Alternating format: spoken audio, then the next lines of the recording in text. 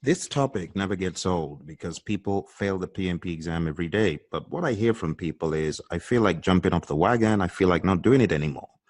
You cannot afford to give up. I ask you, what is your risk appetite for the PMP exam? How much risk are you willing to take on to pursue this opportunity of getting certified? How much inconvenience are you willing to take on? How much burden are you willing to take on? How many additional books are you willing to take on to read, to conquer? How much tolerance for ambiguity are you willing to face to put this exam to rest once and for all? What is your risk appetite? If you tell me you feel like jumping off the wagon, you don't feel like doing this anymore, you've had enough, it tells me your appetite to get certified is rather low. But if you tell me, no matter what it takes, I'm going to stay on that wagon, I'm going to hold that wagon tight, I'm going to ride that wagon until I get to the finish line. If that is your mindset, then the chances of you getting certified eventually are much higher. Think about it for a second. The PMP exam is not unreachable. It is not an exam that was created by some extraterrestrial beings that is so far beyond you. So, hey, if you got the PMP exam shocker at the end of the exam by them telling you, sorry, you didn't pass, that should be a signal to you to refire in efforts. Why would you let a mere exam written by your peers diminish you, diminish your intelligence, diminish your importance, diminish your aptitude to manage projects, your abilities to manage projects? That's foolishness.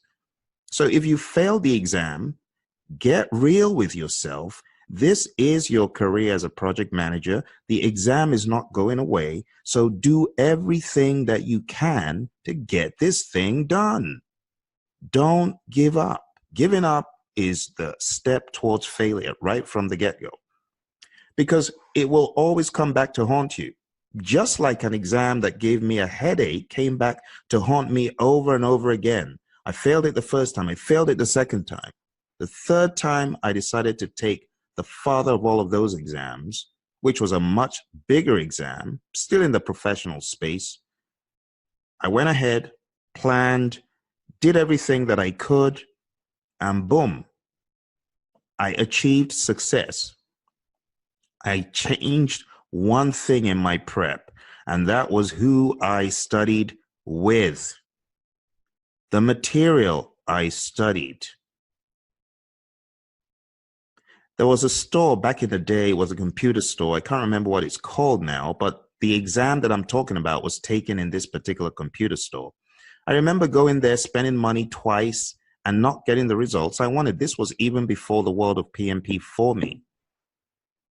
But when I decided to take an even bigger exam, that's when my survival instincts kicked in. I said, I will survive this exam. I will conquer this exam.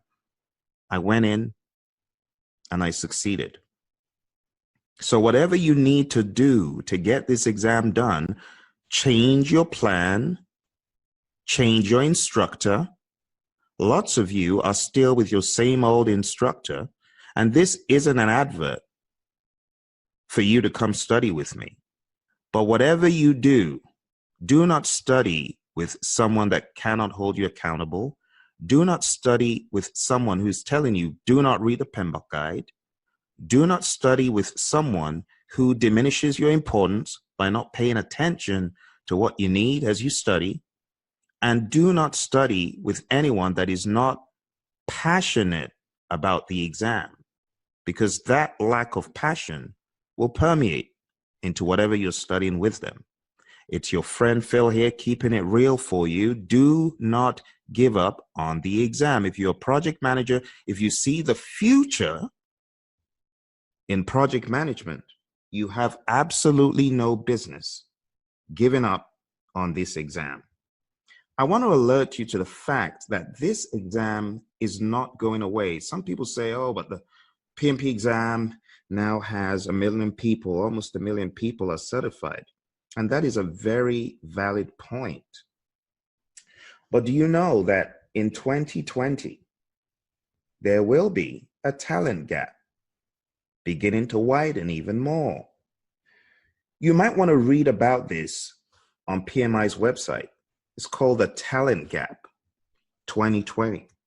I'm going to put a link below to call your attention to the importance of this, because I know some people think, oh, well, the PMP exam will probably go away. Agile is here and all that jazz.